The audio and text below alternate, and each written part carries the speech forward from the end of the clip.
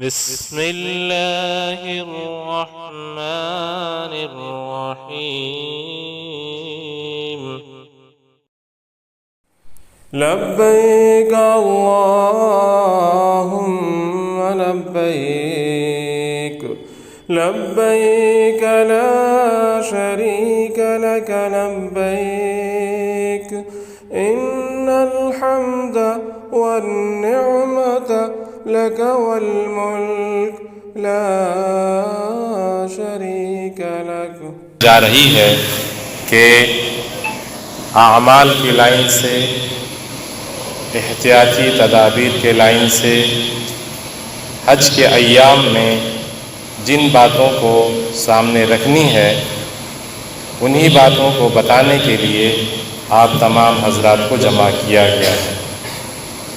آپ حضرات کے بیچ بہار کے معزز حج ٹرینر جناب مولانا ایوب نظامی صاحب دامت برکاتہم، مدرسہ صوت القرآن داناپور تشریف فرما ہے۔ میں ان سے گزارش کروں گا کہ حج کے ایام کی تربیتی باتیں پیش کریں تاکہ عازمین اس کا فائدہ اٹھا سکیں۔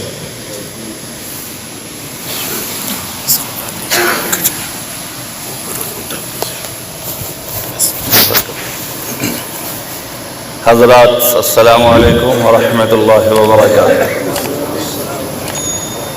سب سے پہلے ہم لوگ درود شریف پڑھ لیں۔ بسم اللہ الرحمن الرحیم، اللہم صلی علی محمد وعلی آل سیدنا و مولانا محمد وبارک وسلم کما تحب و ترضى عدد ما تحب و ترضى۔ بسم اللہ الرحمن الرحیم وبه نستعین والصلاة والسلام على سید الانبیاء وخاتم النبیین وعلى آلہ واصحابہ واہل بیتہ اجمعین، اما بعد فاعوذ باللہ من الشیطان الرجیم، بسم اللہ الرحمن الرحیم۔ فَإِذَا أَفَضْتُم مِّنْ عَرَفَاتٍ فَاذْكُرُوا اللَّهَ عِندَ الْمَشْعَرِ الْحَرَامِ وَاذْكُرُوهُ كَمَا هَدَاكُمْ وَإِن كُنتُم مِّن قَبْلِهِ لَمِنَ الضَّالِّينَ ثُمَّ أَفِيضُوا مِنْ حَيْثُ أَفَاضَ النَّاسُ وَاسْتَغْفِرُوا اللَّهَ إِنَّ اللَّهَ غَفُورٌ رَحِيمٌ۔ صدق اللہ المولانا العظیم۔ رب اشرح لي صدری ویسر لي امری واحلل عقدۃ من لسانی یفقہوا قولی۔ رب زدنی علما یا فتاح وبک نستعین۔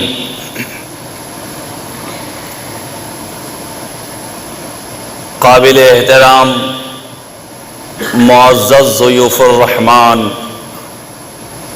حجاج کرام، خواتین و حضرات، ہم سب ان خوش نصیب اللہ کے بندوں میں شامل ہیں جن کو اس مالک نے شانتی، پیس اور امن والے شہر میں ابھی رہنے، بیٹھنے، کھانے پینے اور عبادت کا موقع فراہم فرمایا۔ ہم سب اس خوش نصیب میں سے ہیں کہ انشاءاللہ جلد ہی ہمارا قدم مینا کی وادیوں میں پہنچے گا، پھر عرفات کے لقدق میدان میں ہم بخشش کے سامان لے کر، مغفرت کی طلب لے کر حاضر ہوں گے، اور یقین محکم ہے کہ انشاءاللہ بخشش کرا کر واپس لوٹیں گے۔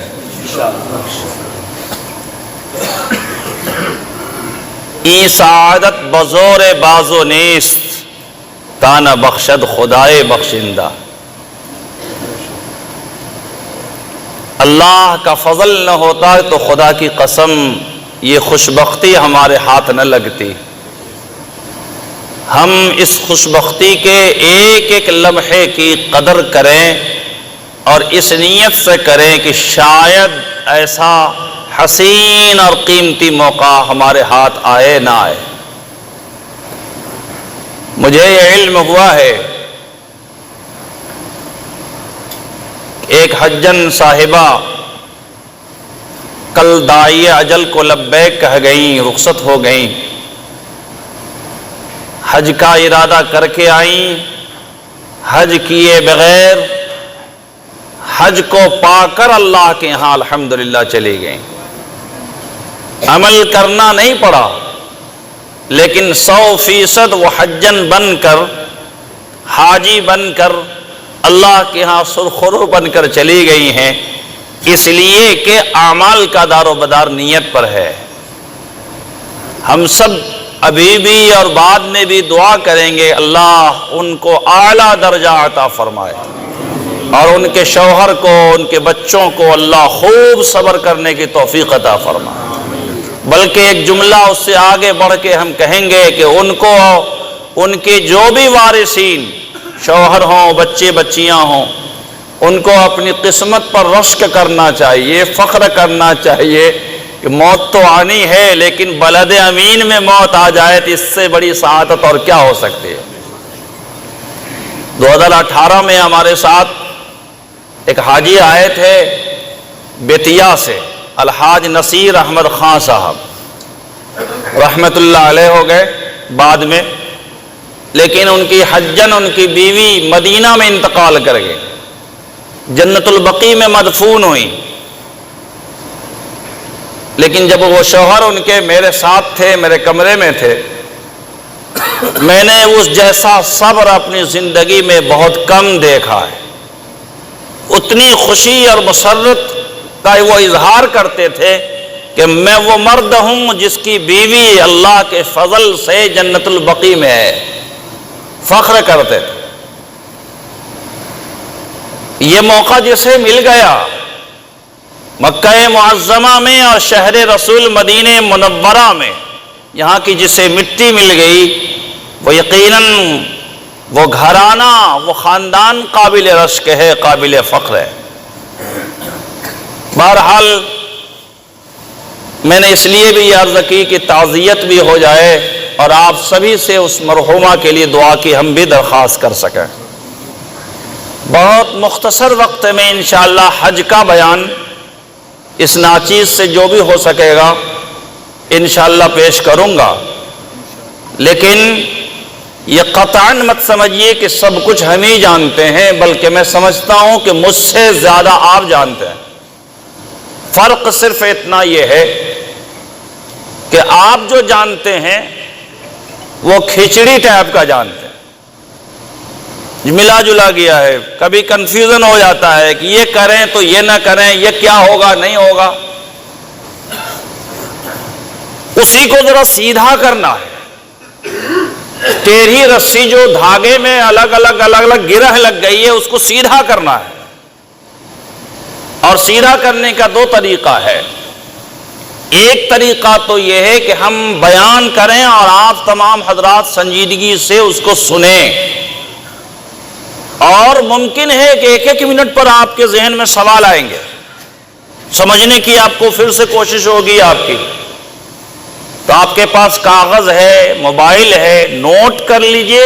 بیان کے مکمل ہونے کے بعد ہم جو وقفہ پھر بعد میں ہم لوگ بیٹھیں گے اس بیان کے فوراً بعد، تو اس میں سوال بھی لے لیں گے انشاءاللہ، اور جو جواب بن پڑے گا انشاءاللہ اس کا جواب بھی دیا جائے گا۔ صرف آنے والے دنوں کے سوال نہیں، احرام میں، عمرہ میں، طواف میں، سعی میں کہاں کہاں غلطی ہوتی ہے وہ مجھے بہت حد تک معلوم ہے، غلطیاں بہت سارے لوگ کر گئے ہیں، سوالات آتے ہیں۔ آپ سوال کرنے میں اگر شرم محسوس کریں گے مسئلہ پوچھنے میں تو آپ کا تو گیا، کوئی فائدہ پھر نہیں ہے۔ تو بعد میں انشاءاللہ ہم سب سوال بھی لیں گے اور اس کا جواب بھی دینے کی جو مجھ سے یاد ہوگا وہ بتائیں گے، نہیں یاد ہوگا تو وقت لے لیں گے آپ سے۔ تو اب شروع کرتے ہیں اس تمہیدی بات کے بعد۔ سب سے پہلے ہم سب کا جو یہاں ترانہ ہے، ہم سب کا جو ترانہ ہے وہ ترانہ عشق ہے، وہ ترانہ محبت ہے، اللہ کی بارگاہ میں حاضری یا اٹینڈنس بنانے کا ترانہ ہے، اس کا نام ہے تلبیہ اور اس کا نام ہے لبیک۔ ہمارے ساتھ پڑھیں گے آپ، ہم جب پڑھ کے خاموش ہو جائیں گے تو پھر آپ شروع کر دیں گے مرد حضرات، بہت بلند آواز سے نہیں، اس لیے کہ یہاں انتظامی امور کی کچھ دشواریاں ہوتی ہیں۔ لبیک اللہم لبیک لبیک لا شریک لک لبیک ان الحمد والنعمت لک والملک لا شریک لک لبیک اللہم لبیک لبیک لا شریک لک لبیک ان الحمد والنعمت لک والملک لا شریک لک لبیک اللہم لبیک لبیک لا شریک لک لبیک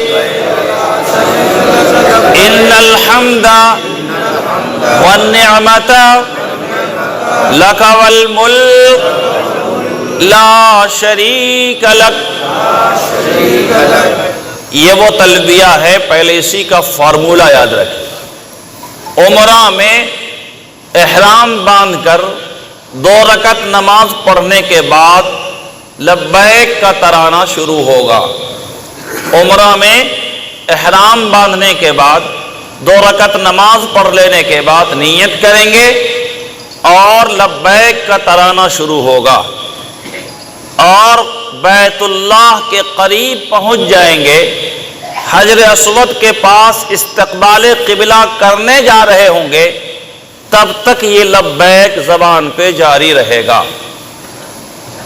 حج میں 7 ذی الحجہ کو احرام باندھیں گے، احرام کے بعد سے یہ لبیک شروع ہوگا۔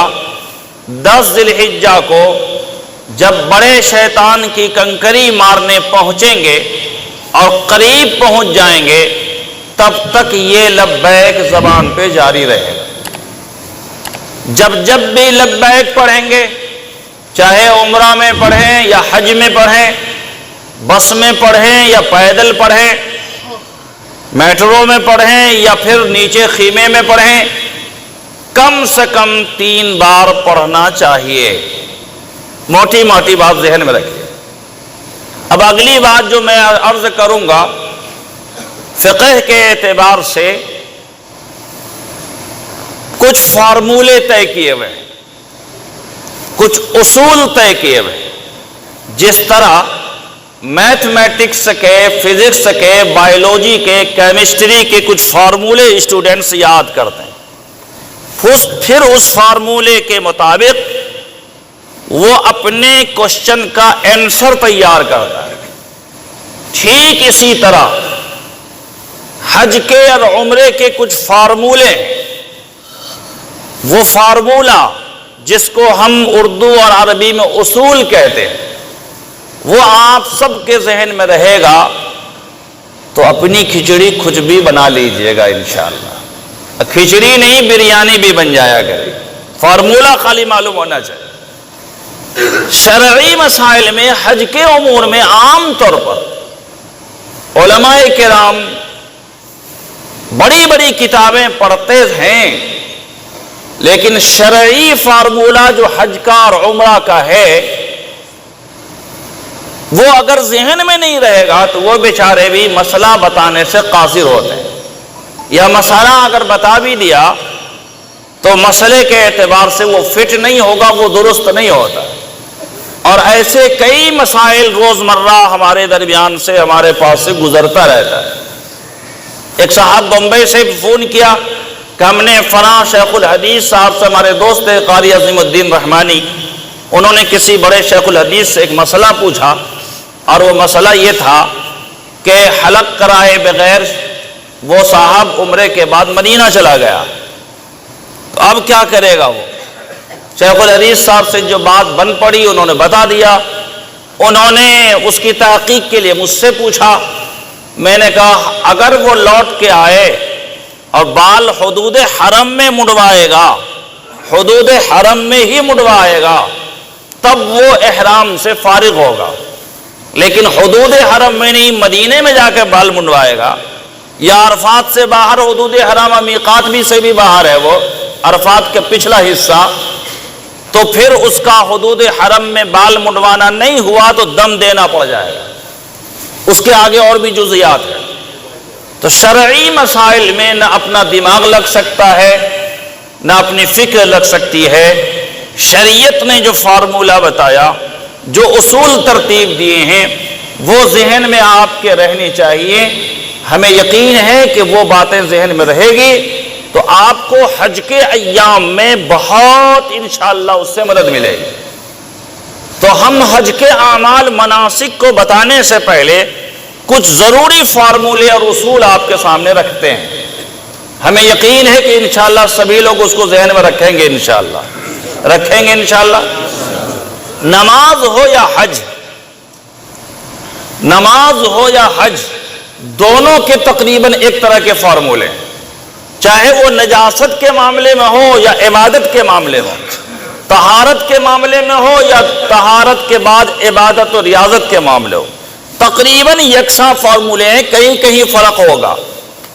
اور وہ یہ ہے کہ نماز میں اگر فرض جان کر چھوٹ گیا یا بھول کر چھوٹ گیا تو نماز نہیں ہوگی آپ کی۔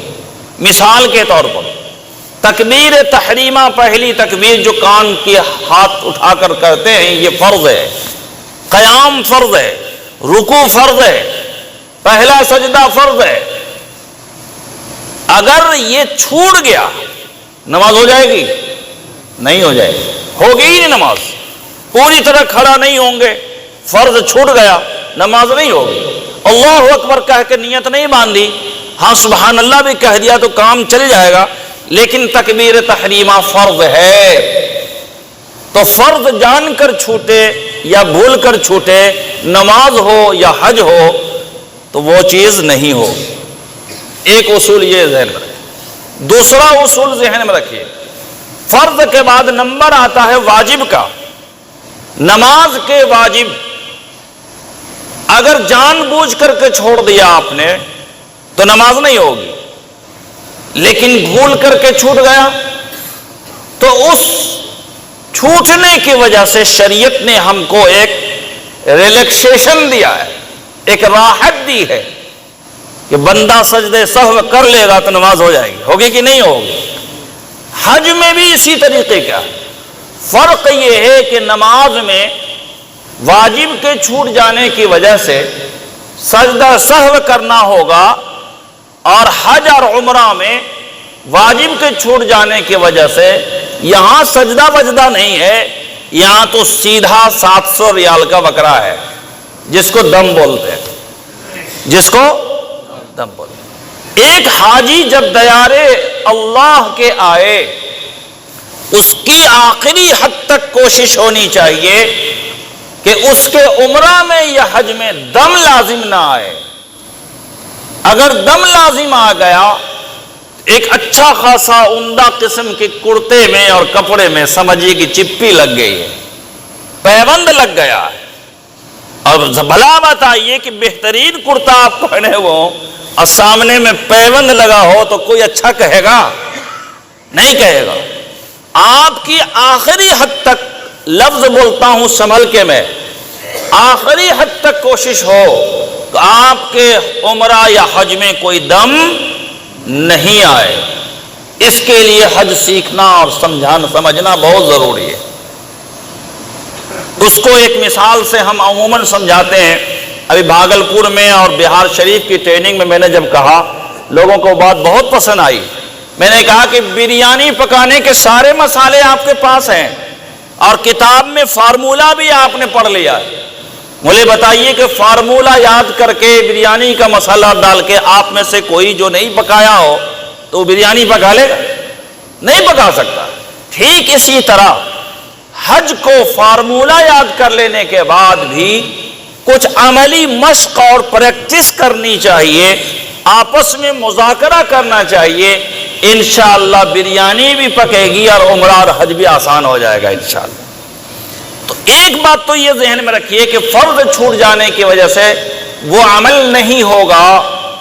واجب کی اب 3 قسمیں ہیں، 3 طرح سے ہیں، بہت اچھی طرح اس کو ذہن میں رکھیے گا۔ یہ حج میں نماز سے زیادہ آپ کو کام آنے والا فارمولہ ہے، نماز سے زیادہ۔ نمبر 1، ترک واجب ہو جائے، یعنی واجب چھوٹ ہی گیا۔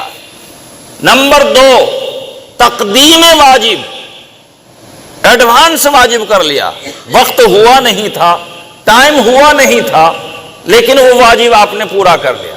مثال کے طور پر جمرات کی رمی 11 اور 12 کو 12:18 کے بعد شروع ہوگا۔ کتنے بجے؟ 12:18 کے بعد شروع ہوگا، یعنی زوال آفتاب کے بعد، یعنی ظہر کا اول وقت شروع ہونے کے بعد۔ اور یہاں ہر نماز اول وقت میں اذان ہوتی ہے، یہ ذہن میں رکھیے۔ 12:18 پر 11 ذی الحجہ کو اور 12 کو آپ کو شیطان کو کنکری مارنے کے لیے جانا ہے، مارنا شروع کرنا ہے۔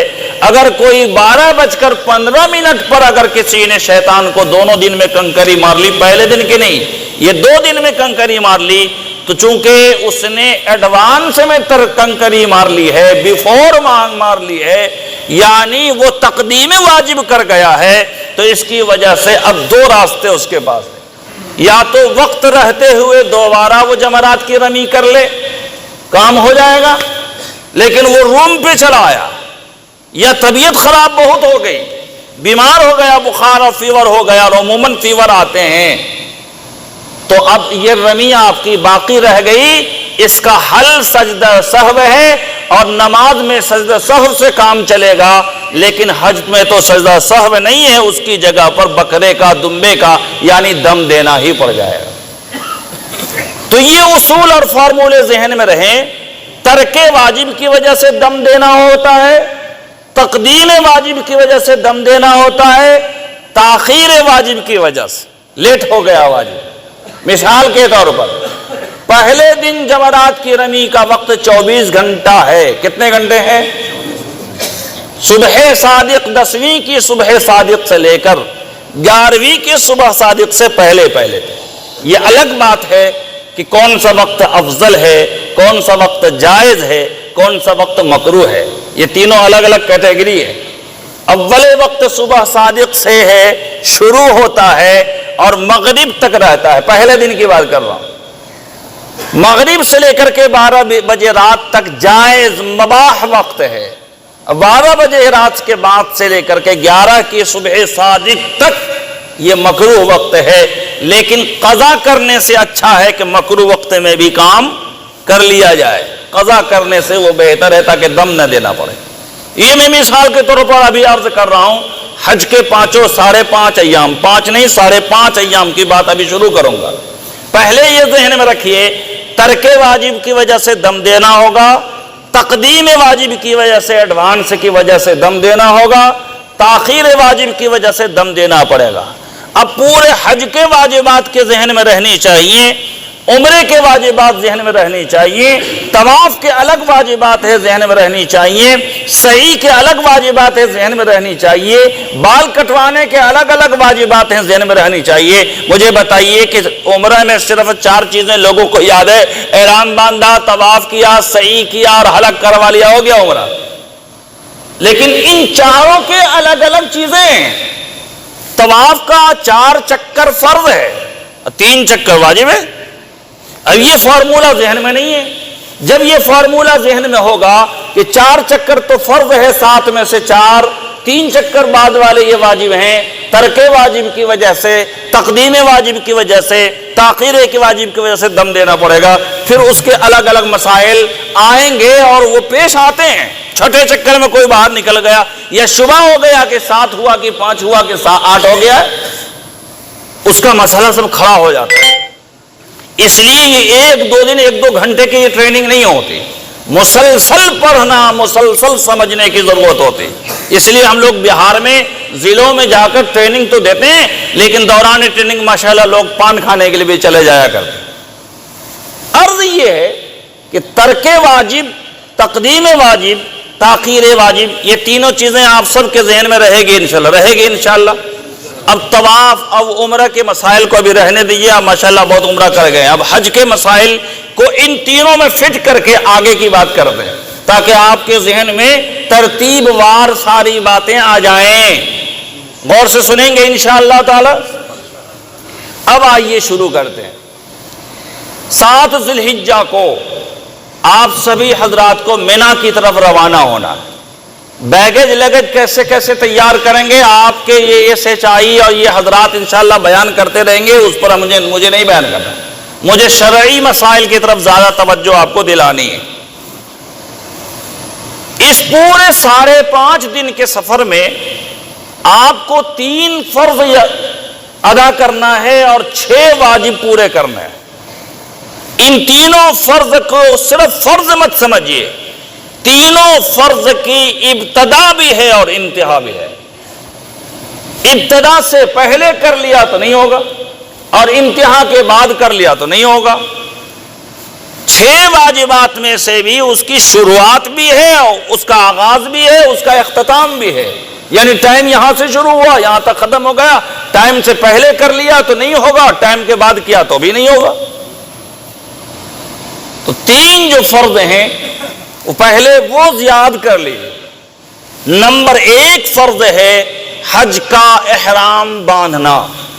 اور احرام ان کپڑوں کا نام نہیں ہے، احرام 3-4 چیزوں کے مجموعے کا، معجون مرکب کا نام ہے. وہ کیا ہے؟ سارے سلے ہوئے کپڑے، انڈر ویئر، بنیان، گنجی سب اتار کر صرف 2 کپڑے میں حاجی اپنا بدن چھپائے، 2 رکعت نماز پڑھے. پہلی رکعت میں سورہ کافرون، دوسری رکعت میں سورہ اخلاص. یہ سب جزیات ہیں، پڑھ لیا تو ٹھیک، نہیں تو کہیں سے بھی یاد ہو جائے تو پڑھ سکتے ہیں، کوئی حرج نہیں. پھر اس کے بعد نیت بہت ضروری ہے، فرض ہے. اور نیت کے بعد تلبیہ. 4 چیزیں اگر آپ نے کر لی تو گویا آپ نے احرام اب باندھ لیا.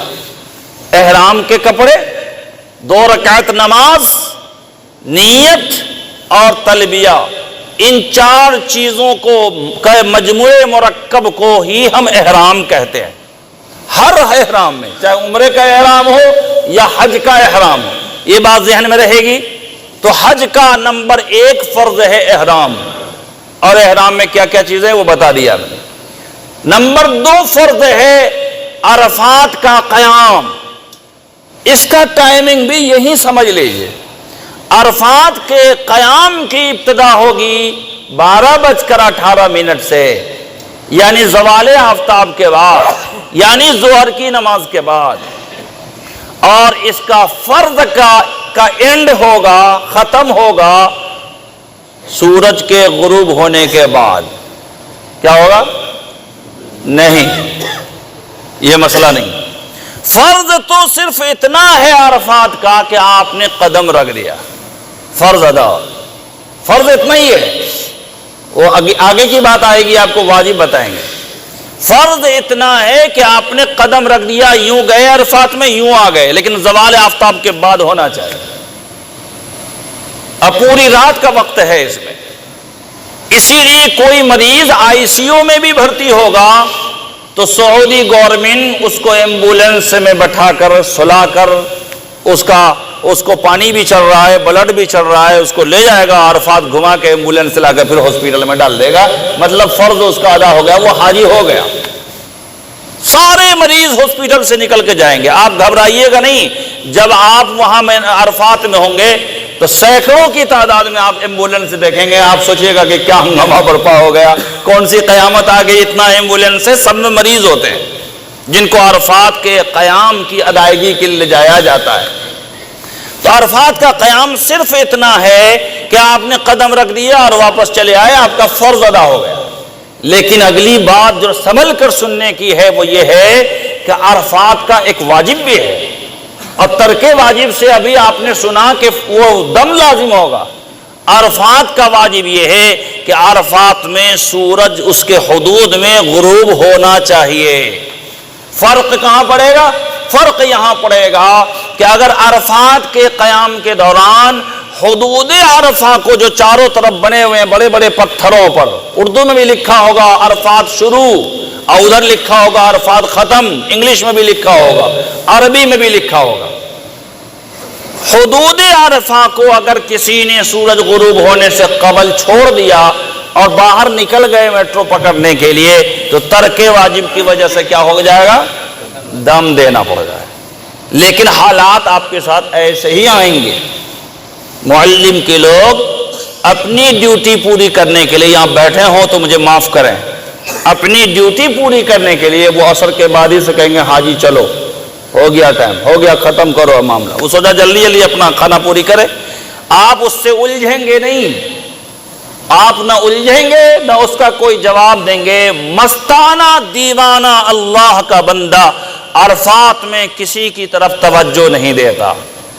عرفات میں تو ہماری توجہ صرف اللہ کی طرف ہوگی، اس کی بات ادھر سے سنیں گے اور سوچیں گے، اور کسی طریقے سے ٹال مٹول کر کے خرامہ آگے بھی بڑھتے رہیں گے، اور اتنا بڑھیں گے کہ ہمارا سورج عرفات کے حدود میں ڈوب جائے، تب بھائی باؤنڈری پار کیا میٹرو اور یا بس پکڑ لیا۔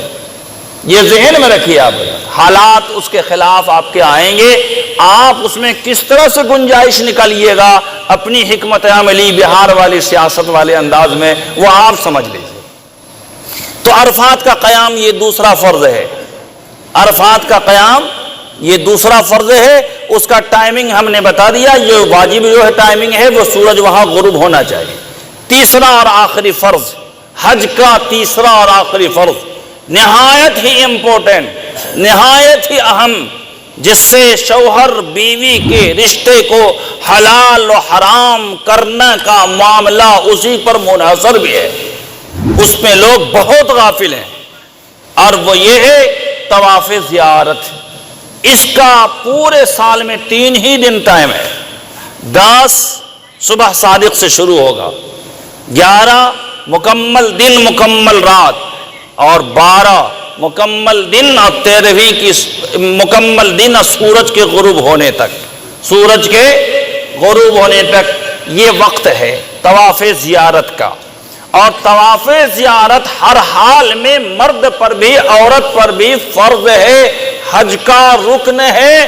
اگر یہ نہیں کیا تو اگر خدا نہ خواستہ طواف زیارت کے بغیر آپ گھر چلے گئے تو شوہر اور بیوی کا رشتہ جب تک طواف زیارت پھر آ کے نہیں کریں گے تب تک حلال نہیں ہوگا، یہ ذہن میں رکھیے۔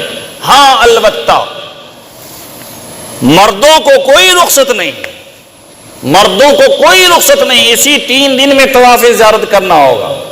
عورتوں کے لیے ایک شکل ہے اس کی پیریڈ کے معاملے میں، ہاں مرد کو ایک رخصت ہے، آئی سی یو میں ہے، بھرتی ہے، مریض ہو گیا، شرعی عذر ہے، وہ تو شرعی عذر کی بنیاد پر 3 دن نکل گئے اور بعد میں اس کو ہوش آیا، بعد میں آئی سی یو سے باہر آئے، اب طواف زیارت وہ کر لے گا تو ہو جائے گا۔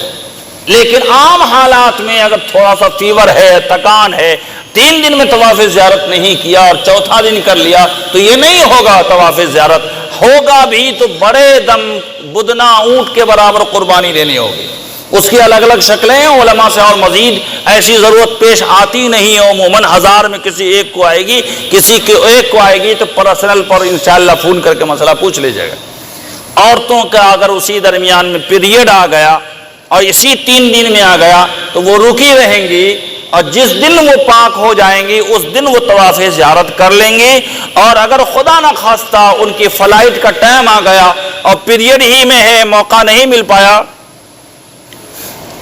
چارج آف ہو گیا لگتا ہے، چارجنگ لگا دیجیے۔ اچھا میری آواز انشاءاللہ جائے گی، آپ توجہ سے سنیں۔ اگر اسی حال میں وہ پیریڈ میں رہیں اور جانے کا وقت ان کا آ گیا تو جانے کے وقت میں اسی وقت میں وہ طواف زیارت کریں گی۔ اگر پاک نہیں بھی ہوئیں تو اچھے کپڑے پہن کر، اچھی طرح سے کپڑا لپیٹ کر کے، کسی طرح کا کوئی بھی نقص نہ رہے، لپیٹ کر کے طواف زیارت کریں گی، اور طواف زیارت کے بعد دم دے کر کے وہ اپنے گھر کو رخصت ہو جائیں گی۔ لیکن اگر فلائٹ دیر ہو سکتی ہے اور اپلیکیشن دینے کے بعد آپ کی پرواز کی تاریخ آگے بڑھ سکتی ہے تو پاک ہونے کے بعد طواف زیارت کریں گے۔ یہ 3 فرض ہوئے۔ نمبر 1 احرام، بولیے آپ حضرات، نمبر 1۔ نمبر 2 عرفات کا قیام۔ نمبر 3 طواف زیارت۔ تینوں کے جو پیچیدہ اور اہم مسائل تھے وہ بیان ہو گئے۔ اب 6 واجبات سنیے، اور ان واجبات کے آگے پیچھے اس کے پیش نظر اور پس منظر اس کے جو مسائل ہیں وہ آپ ذہن میں رکھیے، انشاءاللہ آپ کو فائدہ ہوگا۔ 6 واجبات میں سے پہلا واجب ہے مزدلفہ کا قیام۔ رات بھر مزدلفہ میں قیام کرنا سنت ہے۔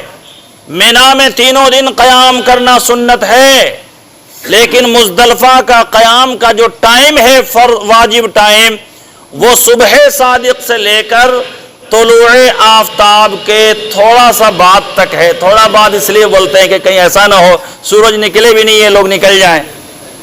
صرف ایک شکل میں معافی ہے، ایک شکل معافی کی شکل ہے، اور وہ یہ ہے کہ کوئی خاتون بیمار ہو گئی اور سخت عذر ہو گیا اس کو، یا مرد کو سخت پریشانی اور عذر لاحق ہو گیا، تو مزدلفہ کا قیام چھوڑ کر کے رات میں ہی اپنے مینا کے خیمے میں آ سکتے ہیں۔ لیکن سخت کا مطلب ہے تکان نہیں، یہ میں بار بار بول رہا ہوں، سخت کا مطلب ہے تکان نہیں، پریشانی نہیں۔ چاہے وہ جمرات کی رمی ہو، مینا ہو، مزدلفہ ہو، عرفات ہو، کوئی یہ کہے کہ بہت تھک گئے ہیں اس لیے عذر ہے تو یہ معافی کا عذر نہیں ہے۔ معافی کا عذر ہے کہ سخت بیمار ہو گیا اور وہاں رہنے کی سکت نہیں ہے، وہاں قیام کرنے کی صلاحیت نہیں ہے، اس حالت میں وہ واجب چھوڑ کر کے آپ مینا کے خیمے میں آ سکتے ہیں۔ بہرحال پہلا واجب ہے مزدلفہ کا قیام۔ کون سا واجب ہے بتائیے؟ مزدلفہ کا قیام۔ اس کا ٹائمنگ ہے صبح صادق سے لے کر طلوع آفتاب تک۔ اس کی جو عبادتیں ہیں، کیا دعا کرنی ہے، عرفات میں کیا پڑھنا ہے نہیں پڑھنا ہے، وہ آپ کو اگلی قسط میں بتائیں گے۔ پہلے موٹی موٹی بات سمجھ لیے تاکہ جلدی میں کام ہو جائے۔ دوسرا واجب ہے 10، 11، 12 تینوں دن شیطان کو کنکری مارنا، یہ دوسرا واجب۔ 10 کا ٹائمنگ شروع ہو جائے گا صبح صادق سے لے کر اگلے دن کے صبح صادق تک۔ افضل وقت، جائز وقت، مکروہ وقت میں نے بیان کر دیا۔ اور دوسرا دن کا وقت شروع ہوگا اور تیسرے دن کا شروع ہوگا زوال آفتاب کے بعد۔ اگر تقدیم واجب کسی نے کر لیا اور زوال آفتاب سے پہلے جا کر کنکری مار لی، 11-12 بجے ناشتہ کیا تھا، چلے آج شیطان کی خبر لینے کے لیے، تو ان کو دوبارہ جا کر کے کرنا پڑے، دوبارہ جا کر۔ اور اگر نہیں کیا وقت کے اندر، نہیں اعادہ نہیں کیا، تو دم دینا لازم ہو جائے گا، اور دم دیے بغیر بے دم ہو کر گھر چلے گئے تو آپ کا حج ناقص حج کہلائے گا۔ عوام کی نظر میں حاجی صاحب کہلائیں گے، اللہ کے فہرست میں حاجی صاحب نہیں کہلائیں گے۔ شریعت کے مسئلے میں کہیں بھی آپ کے حیلے اور بہانے کی، کہیں بھی آپ کی سستی اور کاہلی کی اجازت نہیں ہے۔ یاد رہے گی یہ بات انشاءاللہ۔ تو دوسرا واجب ہے تینوں دن شیطان کو کنکری مارنا۔ کیسے ماریں گے اور عرفات میں کیا کریں گے، 2-3 منٹ میں اخیر میں آپ کو عرض کریں گے تاکہ آپ کے ذہن میں ترتیب رہے۔ تیسرا واجب ہے قربانی۔ آپ کو کوپن ملا ہے یا قربانی کہیں کر رہے ہیں، قربانی اس کی ترتیب اور اس کے مسائل آپ پوچھ لیجئے گا۔ اور چوتھا واجب ہے بال منڈوانا۔ چوتھا واجب ہے بال منڈوانا۔ ماشاءاللہ بڑے بڑے زلف والوں نے خوب قینچی سے اس کا استعمال کیا ہے، قینچی سے ادھر کاٹ لیا، ادھر کاٹ لیا، ادھر کاٹ لیا۔ کیا مکاری ہے اللہ کی راہ میں۔ نبی کریم حضرت محمد مصطفیٰ صلی اللہ علیہ وسلم نے ارشاد فرمایا کہ اللہ رحم کرے بال منڈوانے والوں پر۔ کہہ دیجیے آپ بھی آمین۔ اللہ رحم فرمائے بال منڈوانے والے پر، اللہ رحم فرمائے بال منڈوانے والے پر۔ صحابہ نے پوچھ لیا یا رسول اللہ، بال کٹوانے والے کے لیے بھی تو دعا فرما دیجئے، بال کٹوانے والے کے لیے بھی دعا فرما دیجئے۔ اللہ کے نبی صلی اللہ علیہ وسلم نے صحابہ کرام کے مزاج کی رعایت کرنے کی غرض سے فرمایا ایک بار صرف درود شریف ایک بار پڑھ لیجئے، اللہم صلی علی محمد وعلی آل سیدنا و مولانا محمد وبارک وسلم۔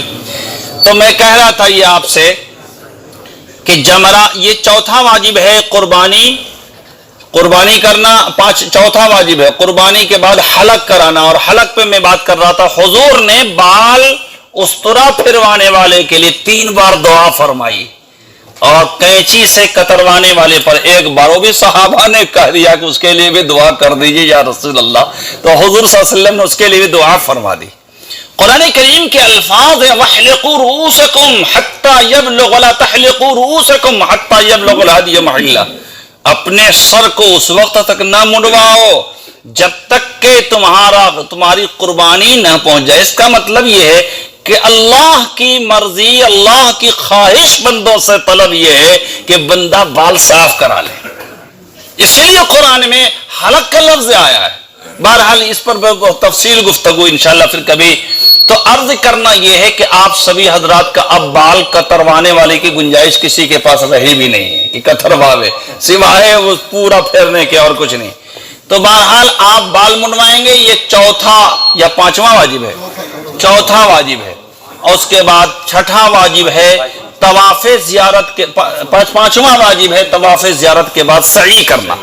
یاد رہے کہ جو آپ طواف زیارت کرنے جائیں گے تو طواف زیارت کے بعد 2 رکعت نماز واجب الطواف پڑھیں گے، چاہے اپنے کرتے میں آپ جائیں گے تو واجب الطواف پڑھیں گے، احرام میں بھی جائیں گے تو واجب الطواف پڑھیں گے، لیکن 2 کام اور کریں گے۔ اگر احرام میں رہیں گے تب اس میں سے ایک کام ہے رمل اور دوسرا ہے استباع۔ استباع 7 چکر میں رہے گا، یعنی داہنا کندھا مونڈا کھلا رہے گا، اور اس کا نیچے سے احرام کا کونا اٹھا کر کے بائیں پر رکھیں گے تو یہ کھلا رہنا چاہیے۔ اچھا یہی ایک بات میرے ذہن میں آئی تو بتا دوں، میں نے بہت سارے عمرہ والے فوٹو دیکھا ہے لوگوں کا، اور آپ میں سے بھی بہت سارے لوگوں کا، یہاں نہیں دوسری جگہ کا دیکھا ہے، ماشاءاللہ یہ بھی کھلا رہتا ہے، ان کا ڈھوری ناف یہ کھلا نہیں رہنا چاہیے، یہ ستر عورت میں ہے، اور اس کے اوپر تک احرام ہمارے رہنے چاہیے۔ اگر نیچے کھسک گیا ہے کبھی کبھی کھل جائے کوئی مذائقہ نہیں ہے، لیکن اس کو ڈھک کے رکھیے، بیلٹ کو اچھا سے ٹائٹ کر رکھیے، کمر میں بھی طاقت آپ کو زیادہ ملے گی، بیلٹ ٹائٹ رہنا چاہیے نا۔ تو 6واں واجب ہے آپ کا طواف زیارت کے بعد سعی۔ اب وہ سعی اگر احرام کی حالت میں کر رہے ہیں، خدا نخواستہ ان کی قربانی نہیں ہوئی ہے، بال نہیں منڈوایا، احرام میں چلے گئے ہیں وہ، تو اس حالت میں بھی آپ طواف کر کے سعی کر لیں گے، لیکن اس صورت میں رمل بھی کریں گے اور استوا بھی کریں گے۔ رمل 3 چکر میں ہوگا، 4 چکر خالی رہے گا، اور استوا 7 چکر میں رہے گا، یہ مسئلہ آپ کو معلوم ہے۔ 4تھے چکر میں رمل نہیں کریں گے۔ اور اگر کرتا پاجامہ میں گئے ہیں تو رمل تو کریں گے، استوا کی وہاں گنجائش نہیں ہے، اس لیے کہ احرام نہیں ہے۔ چونکہ اس کا فارمولہ یہ ہے کہ ہر وہ طواف جس طواف کے بعد سعی ہے، اگر وہ احرام کی حالت میں ہے تو اس میں رمل بھی ہوگا اور استباع بھی ہوگا، اور اگر احرام کی حالت میں نہیں ہے تو رمل تو ہوگا، استباع نہیں ہوگا۔ طواف کے بعد سعی نہیں ہے، جس طواف کے بعد سعی نہیں ہے، جیسے طواف وداع، جس طواف کے بعد سعی نہیں ہے تو اس میں نہ رمل ہوگا نہ استباع ہوگا۔ یہ فارمولہ ذہن میں رکھیں۔ اب اگلی بات سمجھے، 7واں واجب ہے طواف وداع۔ آپ حج کے بعد، آپ سبھی سے کہہ رہا ہوں، آپ حج کے بعد راحت لینے کے بعد تھوڑا آرام کرنے کے بعد جلدی میں کوئی ایک نفلی طواف کر لیجیے گا، جلدی میں کوئی ایک نفلی طواف کر لیجیے گا۔ کیوں؟ طواف وداع خدا نخواستہ نہ کر سکیں، بخار ہو گیا، کوئی اور مرحلہ پیش آ گیا تو یہی طواف وداع بن جائے گا۔ اور اگر نفلی طواف کر لیا لیکن طواف وداع کی نیت نہیں کی تھی اور بعد میں آپ کی طبیعت بھی ٹھیک رہی، جو بھی آخری طواف، جب بھی آخری طواف کریں گے، چاہے طواف وداع کی نیت کریں یا نہ کریں، آپ کا وہی طواف وداع کہلائے گا۔ یہ ذہن میں رہے گی بات۔ تو بہرحال اب خلاصے کے طور پر عرض کرنی ہے کہ حج کے 9 اعمال ضروری ہیں۔ ضروری اس کو کہتے ہیں جس کے بغیر ضرر ہو جائے، جس میں 3 فرض ہیں۔ نمبر 1 احرام، نمبر 2 عرفات کا قیام، نمبر 3 طواف زیارت۔ تینوں کی تفصیل جزیات تقریباً زیادہ تر بتا دیے گئے۔ 6 واجبات ہیں نمبر 1 مزدلفہ کا قیام، نمبر 2 جمرات کی تینوں دن کی شیطان کی خبر لینا، اور نمبر 3 قربانی کرنا، اور نمبر 4 حلق کرانا، نمبر 5 طواف زیارت کے بعد سعی کرنا، نمبر 6 طواف وداع۔ ایک مسئلہ ذہن میں رکھیے، اگر کوئی حاجی مینا جانے سے قبل 7 ذی الحجہ کو مینا آپ تشریف لے جائیں گے، مینا جانے سے قبل اگر کوئی ٹیکسی اپنی کر کے، چونکہ بس تو 2-3 دن میں کل پرسوں ترسوں میں بند ہونے والی ہے، یعنی اتوار تک ہم کو امید ہے کہ بند ہو جائے گی، ایسا ہی ہوا کرتا ہے، تو ٹیکسی کر کے اگر کوئی 7 ذی الحجہ کو حرم شریف جائے اور احرام باندھ لے اور ایک نفلی طواف کرے، طواف کے بعد واجب الطواف پڑھے اور پھر سعی کر لے، اس نیت سے کہ حج کی سعی کر رہا ہوں، اس نیت سے کہ حج کی سعی کر رہا ہوں، تو آپ کو وہ 3 دن میں آنے کے بعد صرف طواف زیارت کرنی ہے، سعی آپ پر نہیں ہے، سعی آپ نے ایڈوانس میں کر لی، اس کی گنجائش ہے، لیکن افضل یہی ہے کہ طواف زیارت کے بعد ایام تشریق میں ہی وہ طواف زیارت کے بعد سعی بھی کر لیں۔ یہ بات ذہن میں آئی۔ اب 2-3 اور چھوٹی چھوٹی بات آپ سے عرض کریں، اب بات مکمل ہو جائے گی انشاءاللہ۔ نمبر 1 بات تو یہ ہے کہ آپ انشاءاللہ تعالی مینا میں قیام کریں گے تو جمعہ بھی آپ کو اللہ وہاں نصیب کرنے والا ہے نا انشاءاللہ۔ تو جمعہ کا کیا کریں گے، نماز کو کیسے پڑھیں گے، عرفات میں کیسے پڑھیں گے، مزدلفہ میں کیسے پڑھیں گے، اس کو مختصر میں سمجھ لیجئے آپ۔ جمعہ کے لیے مینا میں عام طور پر پرانی کتابوں میں یہ لکھا ہوا ہے کہ جمعہ چونکہ فنائے شہر سے، مینا چونکہ فنائے شہر سے باہر ہے اس لیے وہ اس میں جمعہ نہیں ہے، لیکن بعد کے متاخرین علماء کا متفقہ فیصلہ یہ ہے کہ چونکہ آبادی اس قدر دھیرے دھیرے وہاں تک پہنچ گئی ہے، عزیزیہ وہاں سٹ گیا جا کر، آپ ادھر جائیں گے تو سٹ گیا وہاں جا کر کہ قریب ہو گئی ہے، لہذا مینا میں ہم سب کو جمعہ کی ادائیگی کرنی چاہیے، اور وہ اس طرح سے کہ آپ اپنے خیمے میں ایک امام متعین کر لیں گے، جمعہ کے لیے خطبہ شرط ہے، خطبہ ہوگا اور جمعہ کی نماز آپ 2 رکعت ادا کر لیں گے۔ کسی حاجی کے جمعہ کی نماز نہیں ہو سکی یا اس کے خیمے میں اس طرح کا انتظام نہیں ہے، کوئی اچھا پڑھانے والا نہیں ہے، خطبہ دینے والا نہیں ہے مثال کے طور پر، تو اس کا بدل موجود ہے آپ کے پاس، ظہر کی نماز، آپ ظہر کی نماز پڑھ لیں گے انشاءاللہ۔ اس طرح مینا میں قیام کے دوران اپنے خیمے میں اذان بھی دیں گے، ایک امام مقرر کر کے 4 رکعت نماز، 4 والی 4 ہی رکعت پڑھیں گے انشاءاللہ۔ آپ میں سے مجھے معلوم ہے کہ کوئی بھی مسافر اب نہیں رہے، کوئی مسافر آپ مجھے جہاں تک علم ہے نہیں ہے مسافر، لہذا 4 رکعت نماز پڑھیں گے۔ اسی طرح عرفات میں رات کو پہنچیں گے تو عشاء کی نماز یا تو پڑھ کے نکلیں گے یا وہاں جا کے پڑھیں گے، جماعت کا اہتمام کریں گے، فجر میں بھی جماعت کا اہتمام کریں گے۔ ظہر عصر کا مسئلہ سمجھ لیجئے، آپ سب نے سنا ہے کہ جمع بین الصلاتین، جمع تقدیم، جمع تاخیر، یہ سب اصطلاحات آپ نے سنا ہے، اس کو ذرا سا سمجھ لیجئے کہ عرفات کے میدان میں جو آپ کا قیام ہوگا ظہر کے بعد، تو 2 شکل ہے، ظہر کی نماز ظہر کے وقت میں، عصر کی نماز عصر کے وقت میں۔ عام علماء اور عام کتابوں میں یہی مسئلہ لکھا ہوا ہوگا۔ ہمارے استاد، ہمارے مربی، ہمارے شیخ حضرت مولانا سعید احمد صاحب پالنپوری رحمت اللہ علیہ جو انتقال کر گئے، شیخ الحدیث دارالعلوم دیوبند، انہوں نے اپنی کتاب کے حاشیے میں لکھا ہے انہوں نے کہ مجھے اس کا استحضار ہوا اور میرے ذہن میں یہ بات آئی فقہی طور پر کہ اب بھی ہمیں وہاں بھی جمع بین الصلاتین کرنی چاہیے، یعنی ظہر اور عصر ایک ہی ساتھ پڑھ لینی چاہیے، چونکہ عرفات کا دراصل مقصد نماز کا قیام نہیں ہے بلکہ عرفات کا سب سے بڑا مقصد ہے وہاں گریہ وزاری کرنا، آہوزاری کرنا، دعائیں مانگنا۔ تو مقصد جو ہے دعا کا وہ اس صورت میں زیادہ حاصل ہوتا ہے کہ ظہر بھی پڑھ لیں اور عصر دونوں سے فارغ ہو جائیں اور کلی طور پر اپنے وجود کو اللہ کی طرف آہوزاری میں، گریہ وزاری میں لگا دیں۔ تو آپ میں سے کوئی اگر دونوں کو دونوں وقت میں پڑھنا چاہے تو کوئی لڑنے کی ضرورت نہیں ہے، اور ایک ساتھ جمع بین الصلاتین کر لیں تو اس میں بھی کسی کو شرمندہ ہونے کی ضرورت نہیں ہے، جس طرح سے بھی مشورہ ہوگا اسی طریقے سے کام کر لیجئے گا۔ میرا اپنا تجزیہ یہ ہے کہ ہم انشاءاللہ کوشش کریں گے جمع بین الصلاتین پڑھیں گے انشاءاللہ تعالی، تاکہ مکمل طور پر یکسو ہو کر دعا میں، وادی میں، قیمے میں، کھڑے ہو کر، بیٹھ کر، آنسو بہا کر، جیسے بھی ہو اس میں آدمی لگ جائے دعا میں، اور غروب ہوتے ہوتے آپ کو پتہ ہی نہیں چلے گا کہ دعا ہماری پوری بھی نہیں ہوئی ہے، ظہر کے بعد سے لے کر کے سورج غروب ہونے لگ گیا۔ ایسا آپ کو عرفات میں محسوس ہوگا۔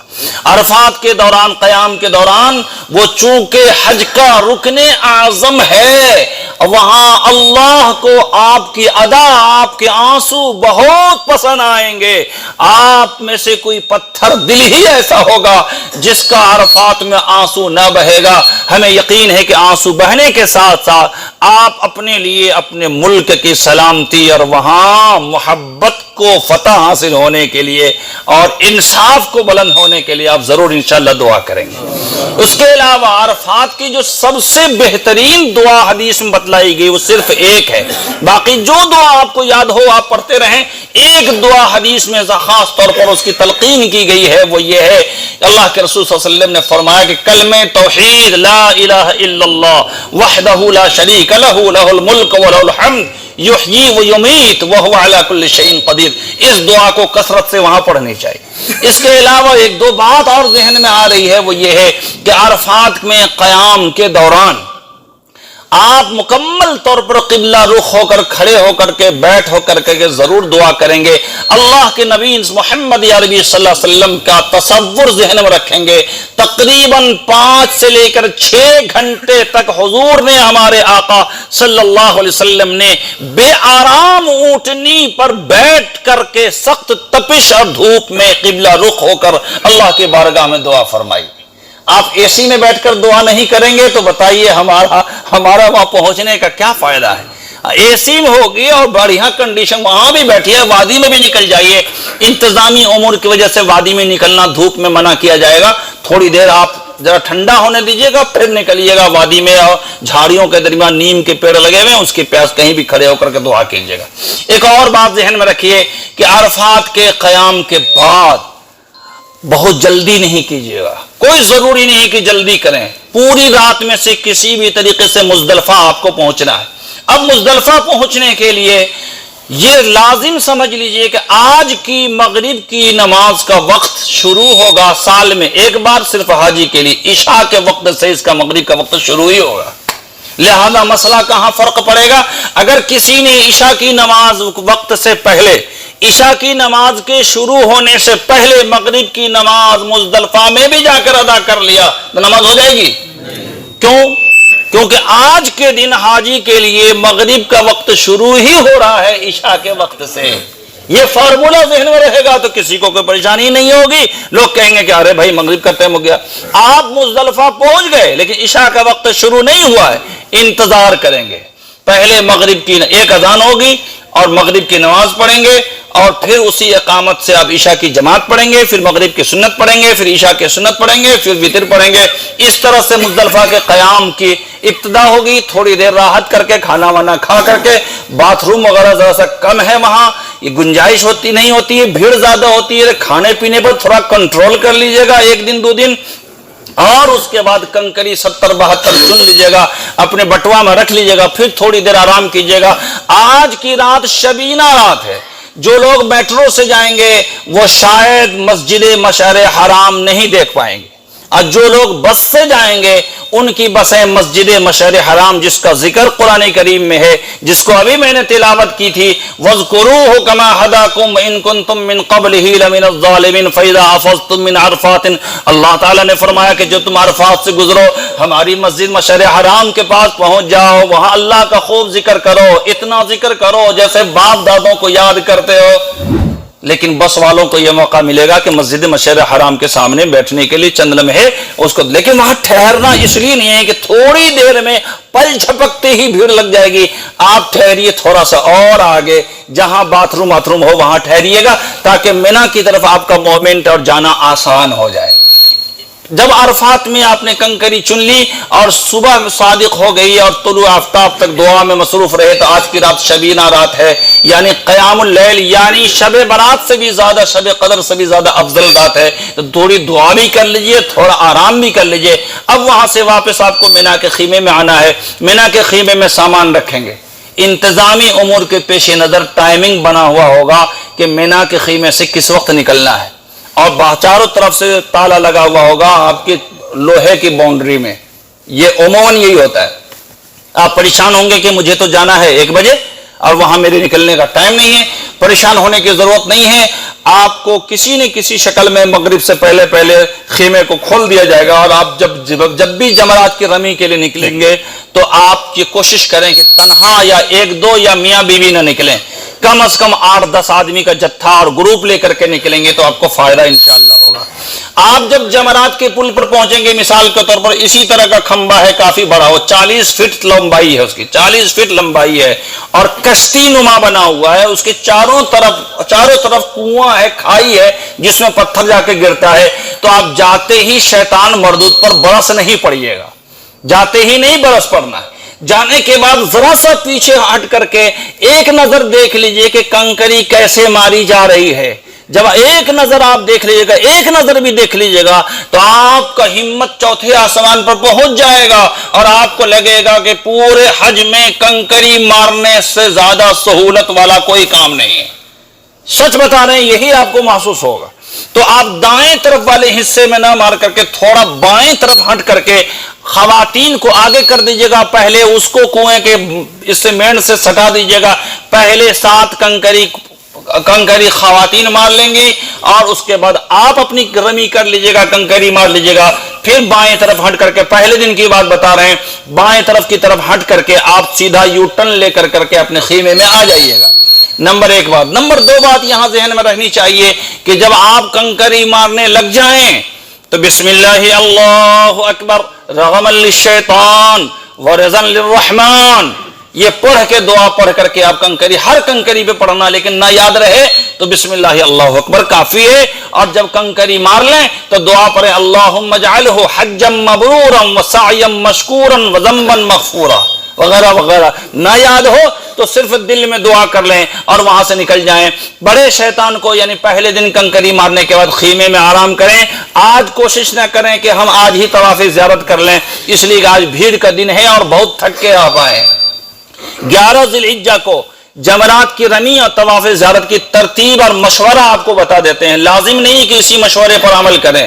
ایک شکل تو یہ ہے کہ آپ زوال آفتاب کے بعد آپ سیدھا آگے بڑھیں، یا 3-4 بجے کے قریب آگے بڑھیں، تینوں شیطان کو کنکری مارنے کے نیت سے 7 تہائی 21 کے بجائے 30 کنکری اپنے بٹوے میں رکھ لیں، شاید کہ 1-2 کہیں مس کر جائے، گر جائے، تو اس طرح سے آپ پہلے شیطان کو کنکری ماریں گے، اور اسی طرح سے ماریے گا کہ خواتین کو پہلے اور مرد اس کے پیچھے، اور بائیں طرف ہو کر کے اور پیچھے ہٹ کر کے تھوڑا سا پیچھے ہٹیے گا اور قبلہ رخ ہو کر کے دعا کیجیے گا، بالکل پیچھے ہٹ کر کے، پھر دوسرے کو اسی طرح، پھر تیسرے کے بعد دعا نہیں کریں گے۔ اب 2 شکل ہے، یا تو لوٹ کر کے خیمے میں آ جائیے، یا بہترین شکل یہ ہے کہ آپ سیدھا آگے بڑھیے گا تو ایک وہاں بن داؤد کا مال ملے گا، بن داؤد کا، اور گولمبر ٹائپ کا ہوگا، وہاں سے شیئر ٹیکسی کر لیجیے گا۔ ممکن ہے کہ آپ کو وہ بولے کہ ہم شار ابراہیم خلیل مس فلاں یا کبری یا فلاں جگہ ہم چھوڑ دیں گے، صفا کی طرف مروہ کی طرف چھوڑ دیں گے، وہ بولے گا ضرور، لیکن اس کے بس میں آج نہیں ہے، اس لیے کہ بھیڑ کی وجہ سے شاید راستے میں کہیں چھوڑ دے۔ ہر حال میں کچھ کلومیٹر، 1-2-3 کلومیٹر تو پیدل ہی چلنا پڑے گا۔ تو ایک راستہ تو یہ ہے حرم شریف جانے کا طواف زیارت کے لیے کہ آپ شیئر ٹیکسی کر کے معاملہ طے کر کے کہ کہاں پر چھوڑو گے، کتنا پیسہ لوگے، اس طرح سے جائیے۔ اور دوسری شکل یہ ہے کہ آپ سیدھے نہ جا کر کے بائیں طرف والا آپ ٹنل والا پکڑ لیں گے جو شیڈ ڈالا ہوا ہے، تو آپ پیدل بھی 3.5-4 کلومیٹر جا کر کے حرم شریف آپ پہنچ سکتے ہیں انشاءاللہ، زیادہ سے زیادہ 5 کلومیٹر ہوگا تقریباً۔ بہرحال اس طرح سے طواف زیارت آپ کو 11 تاریخ کو کر لینا ہے انشاءاللہ۔ پھر ایک ٹائم تو یہ ہے، دوسرا ٹائم یہ ہے کہ طواف زیارت فجر کی نماز سے قبل ہی تہجد کے وقت نکل گئے، ہے نا, حرم شریف کے لیے تہجد کے وقت یا فجر کے وقت حرم شریف کے لیے چلے گئے اور طواف زیارت صحیح کر لینے کے بعد جب لوٹ کر کے آپ آئیے گا تو سیدھا جمرات کی رمی کیجیے گا اور جمرات کی رمی کر کے اپنے خیمے میں واپس لائیے. کیسے لوٹیے گا؟ وہاں سے پیدل بھی اسی طریقے سے آ سکتے ہیں, شیئر ٹیکسی کیجیے گا تو کہیے گا جمرات پر اتار دو. اب جمرات پر آپ کو گراؤنڈ فلور پہ نہیں اتارے گا, آپ یقیناً فرسٹ فلور والے راستے پر آئیں گے. آپ کو یا تو ایکسلیٹر والی سیڑھی سے نیچے آ جائیے گا تو بھی اچھا ہے, یا فرسٹ فلور سیکنڈ فلور پر جمرات کی رمی کر لیجئے تب بھی اچھا ہے. وہاں یو ٹرن لے کر کے آپ اگر جائیے گا تو جمرات کی رمی پر بھی پہنچ جائیے گا. اگر جہاں بھی ٹیکسی آپ کی شروعات دیکھ لیجیے گا کون سے راستے سے جو راستہ کھلا ہوا ہو. کبھی کبھی بتایا کچھ جاتا ہے, وہاں ماشاءاللہ پولیس والے تو کچھ اور راستہ بنا دیا کرتے ہیں, وہ آپ کو تجربہ ہو چکا ہے. بہرحال اس طرح سے 11 کی بھی شب رمی ہو گئی اور 12 کی بھی رمی اسی طریقے سے کر لیجیے گا. اور اگر آپ نے طواف زیارت 10-11 کو نہیں کیا ہے, ہر حال میں 12 کو آپ طواف زیارت صحیح سے فارغ ہو جائیں. سورج کے غروب ہونے سے پہلے صبح ہی جا کے طواف زیارت کر لیں, واپس آ کر کے جمرات کی رمی کریں. لیکن اگر 12 کی جمرات کی رمی آپ نے مغرب سے پہلے کر کے مینا کے علاقے کو چھوڑ دیا ہے تو بہت اچھا ہے, چھوڑ دیجئے اور اب عزیزیہ تشریف لے آئیے.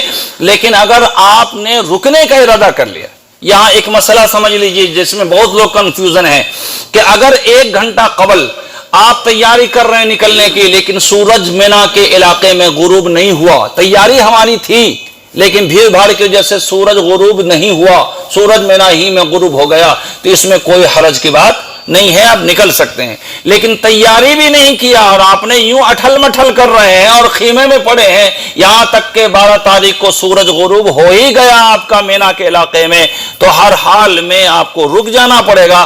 اور کل ہو کر کے 13 تاریخ کی جمرات کی رمی کرنے کے بعد ہی آپ کو خیمے میں لوٹنا ہوگا. قرآن کریم میں اللہ تعالیٰ نے ارشاد فرمایا فَاذْكُرُوا اللَّهَ فِي أَيَّامٍ مَّعْدُودَاتٍ فَمَن تَعَجَّلَ فِي يَوْمَيْنِ فَلَا إِثْمَ عَلَيْهِ وَمَن تَأَخَّرَ فَلَا إِثْمَ عَلَيْهِ. اگر 2 دن جو کر لے یعنی 11-12 تو بھی کوئی حرج نہیں ہے, لیٹ کر دے تو وہ بھی اب کر کے آئے اور اس کی اور تفصیلات ہے پھر. لیکن 13 تاریخ کی رمی کب کرے؟ 11 اور 12 تو زوال آفتاب کے بعد ہے, یہ فائنل ہے, لیکن 13 تاریخ کو کب کرے؟ زیادہ تر علماء نے کہا کہ آج کی رمی بھی زوال آفتاب کے بعد کرے, لیکن امام اعظم ابو حنیفہ اور متاخرین حضرات علماء کرام کی قول یہ ہے کہ چونکہ حاجی بہت تھکا ہوا ہے اس لیے زوال آفتاب سے پہلے بھی اگر آج رمی کر لے گا یعنی 13 تاریخ کو تو گنجائش ہے, دم نہیں دینا ہوگا, لیکن افضل تو ہر حال میں زوال آفتاب کے بعد ہے. بات ذہن میں آ گئی آپ حضرات کو؟ میں سمجھتا ہوں کہ حج کے سلسلے میں جو اہم پوائنٹس تھے, اہم نکات تھے, اس پر بات ہو گئی ہے. اب اس میں کسی صاحب کو کوئی مسئلہ پوچھنا ہو تو اس کو پوچھ لیجئے, لیکن اس پوچھنے سے قبل پھر آپ سبھی حضرات سے گزارش کریں گے کہ آپ سب دعاؤں کا خوب اہتمام کریں. شاید یہ موقع پھر ملے نہ ملے, اپنے ملک اور وطن کی سلامتی اور قبلہ اول کے مکینوں کی حفاظت کے لیے دعا کریں. اور جب بھی دعا کریں اگر یاد رہے ناچیز ایوب نظامی کو بھی دعا میں یاد رکھیں. اس شعر کے ساتھ پھر آپ کا میں سوال لیتا ہوں کہ مجھ کو بھی یاد رکھنا اے حاجیو دعا میں, مجھ کو بھی یاد رکھنا اے حاجیو دعا میں, کعبہ کے پاک در پر عرفات اور منا میں. وآخر دعوانا ان الحمدللہ رب العالمین. ہاں اب سوال لے سکتے ہیں ایک ایک کر کے. صاحب سوال ذکی بھائی بولیے. یہ ہے کہ جو طواف زیارت کریں گے تو فارمل ڈریس میں کریں گے, کرتا پجامہ میں جائیں گے اور سپاہی احرام میں نہیں دیکھے گا, نہیں گھسنے دیا تو اوپر. اچھا, ابھی جیسا کہ ہم کو معلوم ہوا ہے طواف زیارت کے لیے کرتا پاجامہ میں بھی جانے کی اجازت ہوگی, جیسا کہ معلوم ہوا ہے. مجھے اس کے پکا خبر نہیں ہے لیکن ہم کو ایک بہت معتبر آدمی نے بتایا کہ کرتا پاجامہ میں بھی جانے والے طواف زیارت 3 دن کی اجازت ہوگی. لیکن خدا نہ خواستہ نہیں ہوئی تو آپ 2 شکل بنا سکتے ہیں. نمبر 1 تو جس کو ہمت ہے اوپر سے کر لیں. نمبر 2 یہ ہے کہ آپ اگر پہلا دن جمرات کی رمی کر لینے کے بعد قربانی بھی ہو گئی یا بال نہ اتاریے تو جا کے طواف زیارت احرام میں کر کے آ جائیے, یا طواف زیارت یا قربانی اور حلق سے پہلے ہی آپ جا کے طواف زیارت کر لیجیے تو احرام کی حالت میں ہوں گے, آپ کو اس میں مذائقہ نہیں. ترتیب تینوں میں واجب ہے, کنکری مارنا, قربانی کرنا, بال منڈوانا, لیکن طواف زیارت کے ساتھ اس کی کوئی ترتیب واجب نہیں ہے. طواف زیارت صبح ہی سے شروع ہو چکا ہوگا. آپ چاہیں اگر تنہا ہیں اور فیملی ساتھ میں نہیں ہے, عورتیں یا کمزور لوگ ساتھ نہیں ہیں, تو آپ چاہیں تو میٹرو سے سیدھا آپ جمرات پر اتریے اور وہاں سے پہلے طواف زیارت کر لیجئے اور پھر واپس آئیے تو آپ اس کے بعد جمرات کی رمی کر لیجئے. اس طرح سے آپ احرام کی حالت میں چلے جائیے گا.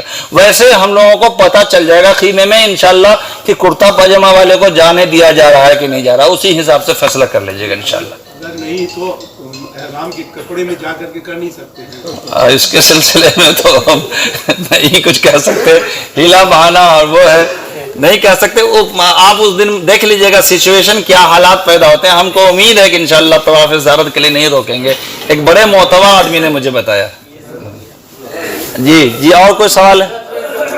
جی لگانے کی جو بات ہے, جی ڈاکٹر نے کمر میں بیلٹ جی لگا سکتے ہیں. احرام میں بیلٹ بھی لگا سکتے ہیں اور جو گھٹنے پر لگاتے ہیں وہ بھی لگا سکتے ہیں. عید کپڑا میں جائیں گے تو اتباع تو ضروری نہیں ہے. نہیں, تب استوا کہاں سے ہوگا؟ کرتا کھول کے گنجی میں تھوڑی آنا ہے. استوا تو احرام کی حالت میں ہے. میں نے یہ سوچا تھا جی کہ جائیں گے کرتا پجامہ میں, پٹھوں میں ایک احرام کا کپڑا رکھ کیا کریں گے؟ وہ اپنا اسپیشل والا آفر سب کو مت بتائیے. اور کسی کو کوئی مسئلہ پوچھنا ہے تو بتا دیجیے. جی ایک سیکنڈ. جی آپ بولیے, آپ بتائیں. جی کیا فرما رہے ہیں, ذرا زور سے ان کے.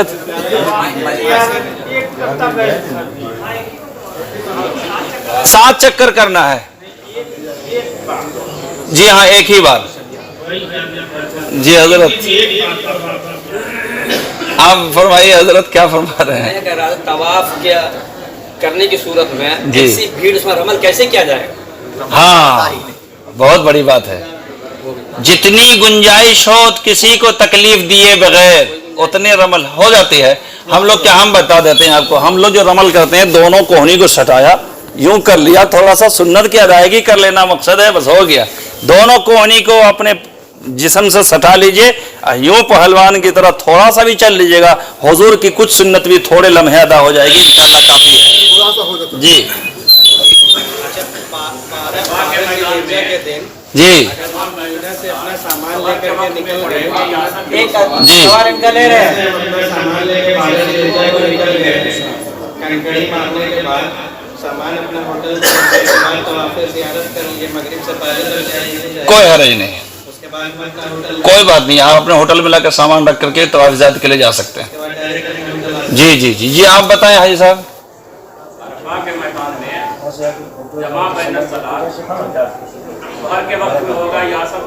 نہیں, ظہر کے وقت میں, شروع وقت میں, عصر کے وقت کا کوئی مطلب نہیں ہے. تقدیم کرنی ہے, تقدیم یعنی کہ ظہر کے وقت میں ظہر اسی وقت پڑھیں گے, فوراً عصر پڑھ لیں گے. یہ جمع بین الصلاتین ہوا. اچھا, خواتین کے سلسلے میں 2-3 باتیں ذہن میں ان کو بتا دیجئے کہ ان کا عموماً دیکھا گیا ہے سر کے مسح کرنے میں اوپر کا کپڑا نہیں اتارتی ہیں. سر کا مسح اوپر کا یعنی سر پہ جو بندھا ہوا کپڑا ہے اس کو اتار کے سر کا مسح لازم ہے. خواتین پیریڈ کی حالت میں صرف طواف زیارت نہیں کریں گی, نماز نہیں پڑھیں گی, تلاوت نہیں کریں گی. باقی مینا, عرفات, مزدلفہ, جمرات, یہ سارا عمل ان کا اسی حالت میں بھی جاری رہے گا. جی مسجد نبوی میں امام صاحب نماز پڑھانے کے لیے آئیں گے. چونکہ مشاعر مقدسہ جو بھی ہیں, مینا, عرفات, مزدلفہ, یہ مشاعر مقدسہ کہلاتے ہیں. یہاں جو بھی امام ہیں, چاہے وہ مسجد خیف کی نماز ہو یا مسجد نبوی کی نماز ہو یا اور بھی وہاں مساجد ہیں, وہاں 2 ہی رکعت نماز ہوتی ہے, چاہے وہ مقیم امام ہو یا مسافر امام ہو. آپ جو حضرات ان کی اتباع میں جو اہل حدیث مسلک کے ہیں وہ بالکل کریں, لیکن بعض اوقات آپ حنفی مسلک پر عمل کریں اور بعض اوقات آسان شافعی مسلک میں یا دوسرے مسلک میں چلے جائیں, اس کی گنجائش نہیں ہے. ہر حال میں آپ کو 4 رکعت نماز پڑھنی ہے. لہذا اگر مسجد نبوی کے امام کے پیچھے نماز ادا کریں گے تو ان کے سلام پھیرنے کے بعد آپ اپنی بقیہ 2 رکعت نماز بغیر کسی قرات کے اتنی دیر قیام کے بعد آپ 2 رکعت نماز پڑھ لیں، پھر وہ عصر شروع کر چکے ہوں گے تو عصر میں شامل ہو جائیے، اور عصر میں شامل ہوں وہ جب سلام پھیر دیں تو بقیہ پھر 2 رکعت نماز آپ پڑھ لیں، اس طرح آپ کی نماز 4 ہو جائے گی۔ مل جاتا ہے امام، نہیں آپ کو نہیں ملے گا۔ جو حضرات میٹرو سے جائیں گے ان کو تو کسی حال میں امید نہیں ہے، سوائے کہیں کہیں چھید وید رہتا ہے اس میں، باؤنڈری میں لوہے میں، اس میں سے نکل کے کوئی چلا جائے اور پھر چلا آئے، لیکن خیمہ جلدی نہیں ملے گا، ایسی کوشش نہیں کیجیے۔ مسجد نمرہ کے امام کے پیچھے یا جبل رحمت پر چڑھنا یہ کوئی بڑے ثواب کا کام نہیں ہے، لہذا آپ حضرات سے میری گزارش یہ ہے کہ اپنے ہی خیمے میں قیام عرفات کا کام کریں، زیادہ دوڑیے گا بھاگیے گا تو بہت کام ہے، طبیعت خراب ہونے کا خطرہ ہے۔ سنت اور نفل بھی تو پڑھنا ہے۔ جی جی بالکل صحیح فرمایا، مسجد نمرہ کا جو شروع کا حصہ ہے جدھر قبلہ ہے، جدھر امام کھڑے ہوتے ہیں، وہ شروع کا حصہ عرفات کے حدود سے باہر ہیں، لیکن جو حضرات میٹرو سے جائیں گے ان کے لیے کوئی خطرہ نہیں، وہ میٹرو ایسی جگہ اتارتی کہ ہر ہاتھ آپ کو عرفات کے حدود میں داخل کر کے وہ دم لے گا، لیکن جو لوگ بس سے اتریں گے ان کا بڑا خطرہ ہے، وہ دیکھیں گے کہ لاکھوں لوگ یہاں بیٹھے ہیں، ہم بھی بیٹھ جاتے ہیں، نہیں، آپ لازم کر لیجئے گا کہ آپ کو عرفات کے حدود میں جانا ہے۔ مسجد نمرہ کا امام والا جو حصہ ہے جدھر امام کھڑے ہوتے ہیں وہ عرفات کے حدود سے باہر ہے، لہذا وہاں اگر آپ رک گئے تو آپ کا نہ فرض ادا ہوگا عرفہ کا اور نہ واجب ادا ہوگا۔ جی خیمے میں، جی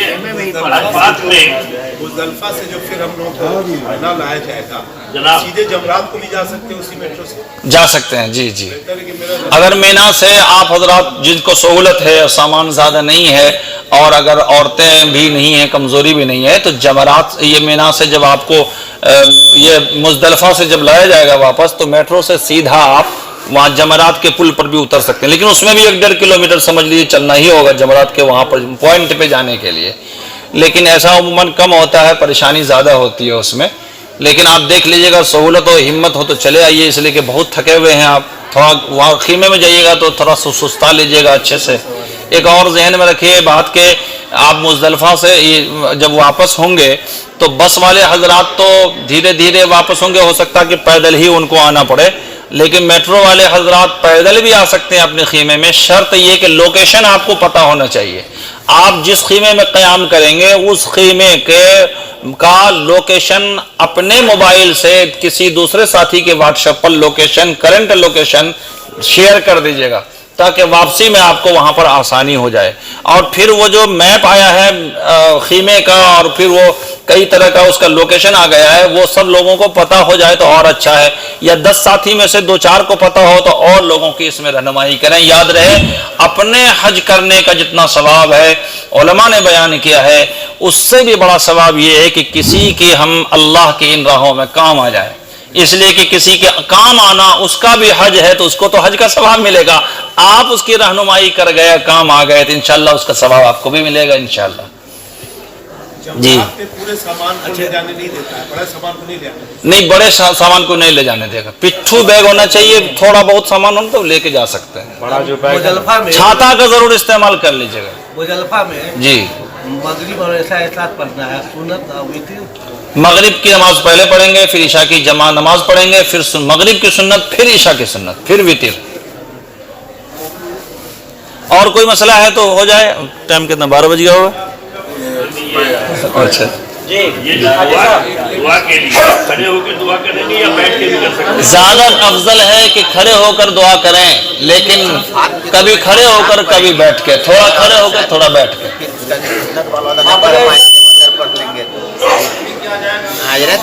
ایک سیکنڈ جی،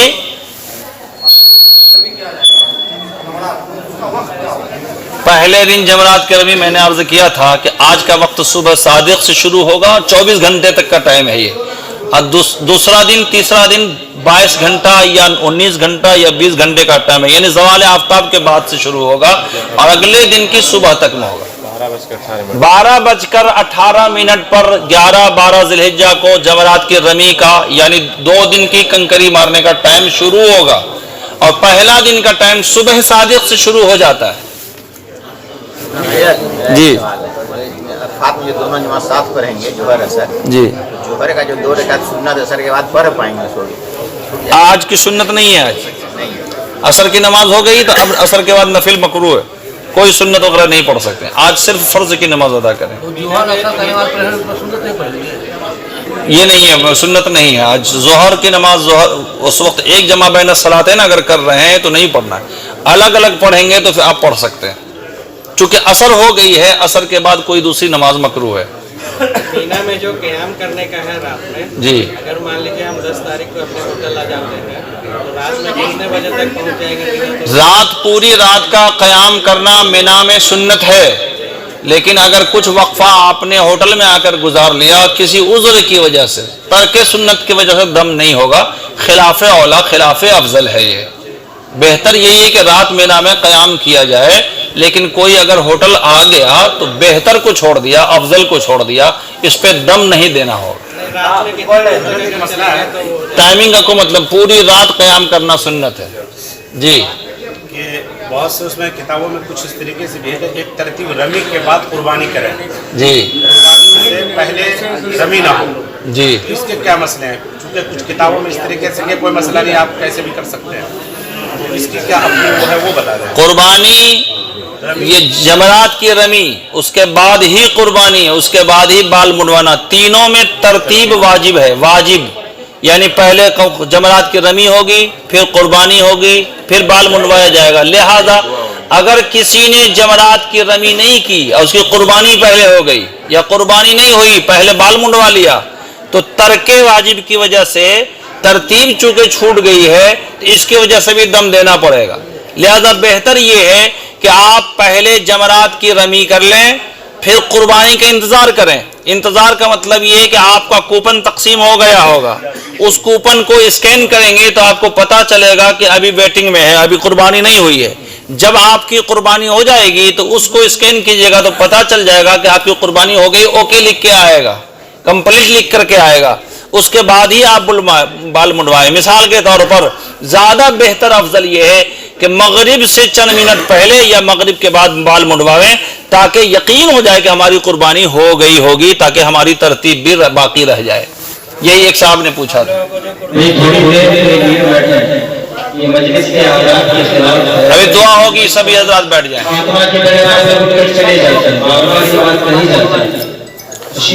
2-4 मिनट बैठ जाइए, अब दुआ हो जाएगी, तमाम हजरात बैठ जाएं। जी क्या बोल रहे? कब से कुर्बानी शुरू हो गई, कब से कुर्बानी? ये आप उसको स्कैन कर, अमूमन आप मान कर चलिए कि मगरिब के वक्त सबको सर मुंडवाना, उससे पहले सबकी कुर्बानी अमूमन हो जाती है। जैसे बहुत लोग सोचेंगे कि कुर्बानी मेरा हो जाएगा, जल्दी से जाके रमी करे ना। कुर्बानी का एक मसला ये है कि रमी पहले करनी है। रमी पहले करना है, कुर्बानी का ईमान दिया गया है। हाँ, आप स्कैन करेंगे तो बताएगा कुर्बानी हुई ये है। टाइमिंग क्या है? सब लोग कुर्बानी स्कैन नहीं कर पाते। ये आपके SHI साहब बता रहे हैं, माशाल्लाह। ये जो भी आपके हाफिज नसीम, काशिफ नसीम साहब हैं और भी लोग हैं, ये बड़ी मेहनत करते हैं। ये आपके हज के साथ गाइड के तौर पर तो रह सकते हैं, सारी चीज़ इन पर बेचारों को बोझ नहीं दीजिएगा। इन सब अमल से हम लोग गुजर चुके हैं बारहा, और देखा है कि हाजी हजरात किस तरह से अपनी छोटी छोटी चीज़ों के लिए इनको चाहते हैं कि हमारे कमरे में आएँ और मेरा पानी भर दें। मैंने ये देखा है, इसलिए महसूस इनको भी, ये भी आपके साथ आए हैं और माशाल्लाह हाजी भी हैं और हज के उमूर से वाकिफ भी हैं। इनसे सीखिएगा, थोड़ी बहुत नज़रअंदाज भी कीजिएगा। आपने जो कुर्बानी और कूपन के सिलसिले में बताया था, अभी काशिफ भाई बता रहे थे कि जिनको कूपन मिला है उसको स्कैन करेंगे तो आपको पता चल जाएगा कि आपकी कुर्बानी हुई कि नहीं हुई। मिसाल के तौर पर सब लोग स्कैन करना नहीं जानते, तो अब एहतियातन मगरिब तक इंतजार कर लीजिए ना, मगरिब तक इंतजार कर लीजिए, मगरिब से चंद मिनट पहले के तक इंतजार कर लीजिए, तब आप बाल मुंडवाइए, ताकि आपको यकीन हो जाए कि अब कुर्बानी हो गई होगी। यही एक शक्ल बनती है, उसके अलावा कोई रास्ता अपने पास नहीं है। नहीं, मेरा पूछने का मतलब था, जैसे मान लीजिए कि 9 बज गया, 10 बज गया, रात सुबह अभी तक वो हाजी साहब अपनी रमी नहीं किए हैं, तो उनके दिमाग में चलेगा कि अभी हम रमी करने जा रहे हैं, कहीं मेरी कुर्बानी पहले हो गई। नहीं, 9 बजे नहीं होगी, जब भी होगी ज़वाल आफ्ताब के बाद कुर्बानी होगी।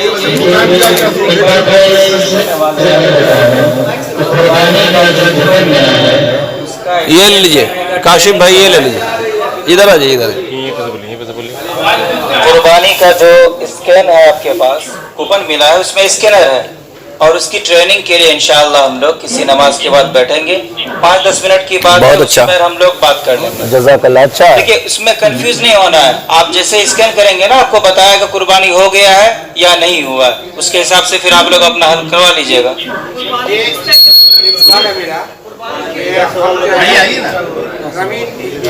شیطان کو کنفی نہیں مارے قربانی پہلے ہو جائے وہ ٹائم کیسے ہم کو پتہ چلے گا کہ اس کے ہم لوگ پہلے ہی اس کے سلسلے میں بتائیں کہ یہ آپ کو پھر کوپن اور قربانی کے سلسلے میں بتائیں گے انشاءاللہ.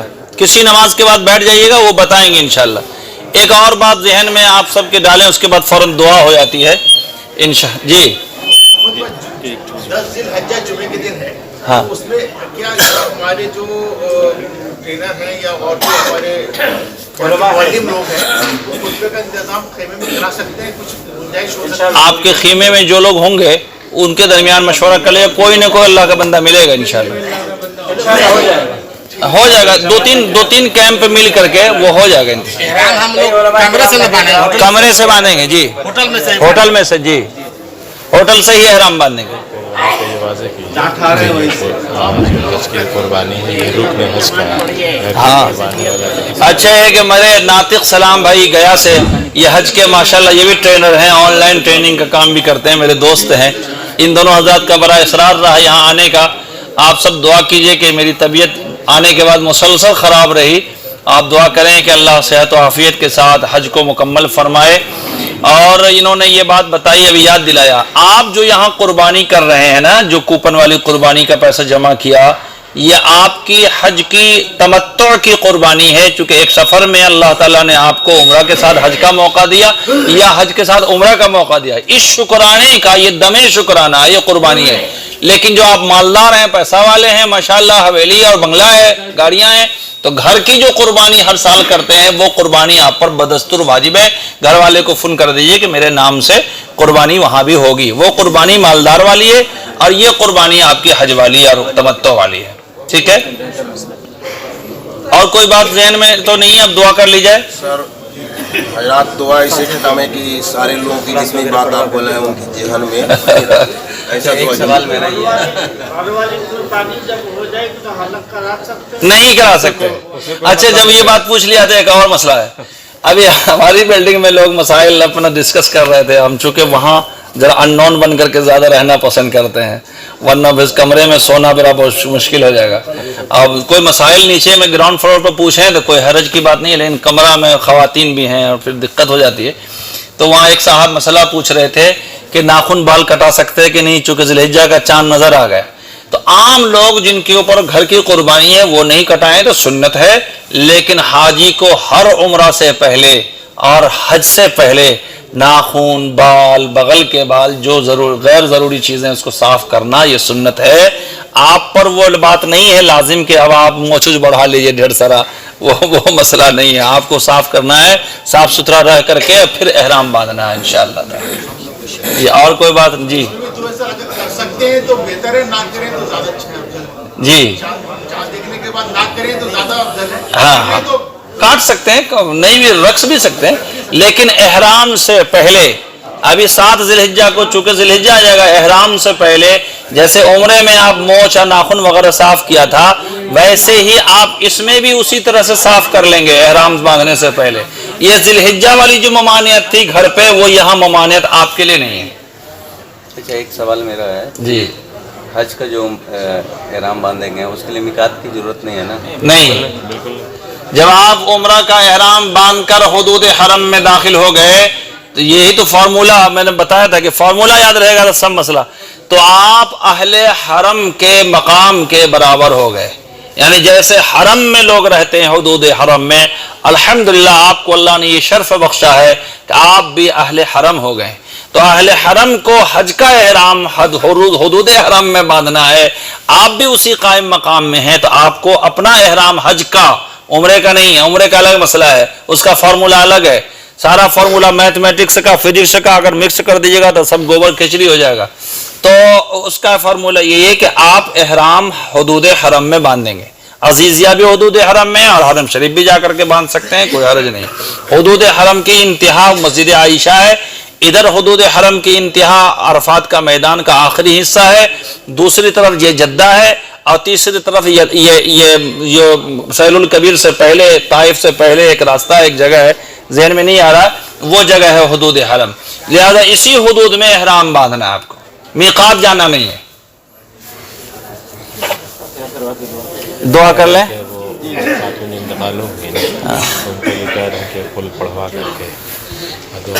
ہم سب کے لیے یہ صدمے کی بات ہے کہ ہمارے ساتھیوں میں سے ایک محترمہ، ایک حجن صاحبہ دنیا سے رخصت ہو گئیں. صدمہ تو یقیناً ان کے بچھڑنے کا ہے، لیکن مسرت اس بات کی بھی ہے کہ زندگی تو ایک نہ ایک دن جانی ہے. اور وہ زندگی بھی کیا، جو زندگی حرم میں نہ جائے اور وہاں اپنے گاؤں علاقے میں اور کھاٹ پر اور پھر جھوپڑی میں جائے، تو وہ قابل فخر، قابل رشک موت ہے جو اللہ کی راہ میں آئے. تو پھر بھی ایصال ثواب اور دعا کی سخت ضرورت ہے. آپ ان مرحومہ کے لیے بھی دعا فرمائیں، ان کے گھر والوں کو بھی صبر کی آپ دعا کریں. ہم سب دعا سے پہلے اعوذ باللہ بسم اللہ پڑھ کر 3 بار قل هو اللہ پڑھ لیں اور ان کی بخشش کے لیے، اور ہم سب اپنے اپنے حج کے آسانی کے لیے دعا فرمائیں. بسم اللہ الرحمن الرحیم. اللہم صلی علی محمد وعلی آل سیدنا مولانا محمد وبارک وسلم. اعوذ باللہ من الشیطان الرجیم. بسم اللہ الرحمن الرحیم. اللہ لا الہ الا هو الحی القیوم لا تأخذه سنة ولا نوم له ما في السماوات وما في الأرض من ذا الذي يشفع عنده إلا بإذنه يعلم ما بين أيديهم وما خلفهم ولا يحيطون بشيء من علمه إلا بما شاء وسع كرسيه السماوات والأرض ولا يؤوده حفظهما وهو العلي العظيم. بسم الله الرحمن الرحيم. قل هو الله أحد الله الصمد لم يلد ولم يولد ولم يكن له كفوا أحد. بسم الله الرحمن الرحيم. قل هو الله أحد الله الصمد لم يلد ولم يولد ولم يكن له كفوا أحد. بسم الله الرحمن الرحيم. قل هو الله أحد الله الصمد لم يلد ولم يولد ولم يكن له كفوا أحد. بسم الله الرحمن الرحيم. اللهم آنس وحشتنا في قبرنا، اللهم ارحمنا بالقرآن العظيم واجعله لنا إماما ونورا وهدى ورحمة. اللهم ذكرنا منه ما نسينا وعلمنا منه ما جهلنا وارزقنا تلاوته آناء الليل وآناء النهار واجعله لنا حجة في الدنيا والآخرة یا رب العالمین. اے اللہ، اپنے فضل سے، اپنے کرم سے آپ نے ہم سب کو یہاں بیٹھنے کا شرف عطا کیا. اللہ تیری شان کتنی مبارک، کتنا نرالی شان ہے کہ آپ نے ہمیں شہر امن میں، بلد امین میں، ام القرى میں، مکہ المعظمہ اور کعبے کے علاقے میں قدم رکھنے کا موقع عطا فرمایا. اللہ تیرا اس پر جتنا بھی شکر کریں وہ شکر ادا ہو ہی نہیں سکتا. یا اللہ ہم سے اور ہم میں سے ہر ایک سے تیری شایان شان آداب نہیں ہوئے. آپ کے جو پروٹوکول ہیں، آداب ہیں، اور آپ کے حرم کے جو آداب ہیں، حدود حرم کے، عرفات و منا، مشاعر مقدسہ کے، اس میں یقیناً کوتاہی، غفلت ہوتی ہے اور ہوتی رہے گی. اپنے کرم سے اللہ ہم سب کو معاف کر دیجیے. اللہ ہماری گستاخیوں پر نظر نہ فرمائیے، ہماری غلطیوں کو نظر پھیر دیجیے اور اللہ معاف کر دیجیے. اللہ نادانی اور غفلت کو معاف کر دیجیے. تیرے دیار میں آئے ہیں، تو شان والا ہے، تو جلال والا ہے، تو کرم والا ہے. تیری شان کتنی نرالی ہے کہ تو نے اپنے کعبہ پر 120 رحمتیں اور تجلیات ہم پر نازل فرمائی. ہم نے اس کا احساس تو نہیں کیا، لیکن تو جانتا ہے کہ ان رحمتوں سے ہم کتنا فیضیاب ہوئے. یا اللہ ہم سب پر انہی رحمتوں کے صدقے میں مزید دنیا اور آخرت میں بھی رحمت نازل فرما. یا اللہ تیرا کلام تو پڑھا گیا، تیرا کلام کتنا نرالا اور کتنا شان والا ہے. جتنا تو شان والا ہے تیرا کلام قرآن بھی اسی شان والا ہے. ہر عیب سے تو پاک ہے، تیرا کلام بھی پاک ہے. اے اللہ ہم سب کو پڑھنے کا آپ نے سکت دیا، اللہ توفیق بخشی، ورنہ ہماری یہ گندی زبان تیرے کلام کو پڑھنے کی کہاں مجال تھی. اللہ آپ نے جب پڑھنے کا موقع دیا ہے تو اسے قبول بھی فرما لیجئے، غلطیوں کو معاف کر دیجئے. اللہ یہ قرآن کریم جو ہم سب نے ابھی پڑھا اور پہلے پڑھا، یہ اس شہر میں ہم نے پڑھا ہے جس شہر میں آپ کے حبیب کے سامنے جبرائیل آ کر پڑھایا کرتے اور سنایا کرتے تھے۔ قرآن کریم کی نزول کی جگہ ہے۔ اللہ اپنی شایان شان تیرا صدقہ تجھے ہے کہ ہم سب کے پڑھنے میں سے ہر ایک کو قبول فرما لیجیے۔ ہمارے تمام مرحومین جو خصوصاً ہم میں سے جس کے والدین دنیا میں نہیں رہے، ان کا ہم پر بڑا کرم اور احسان رہا، ہماری پرورش میں، ہماری تعلیم میں اور ہماری انگلی پکڑ کر زمین پر چلانے میں۔ اللہ ہم اس کا شکر ادا کر ہی نہیں سکتے۔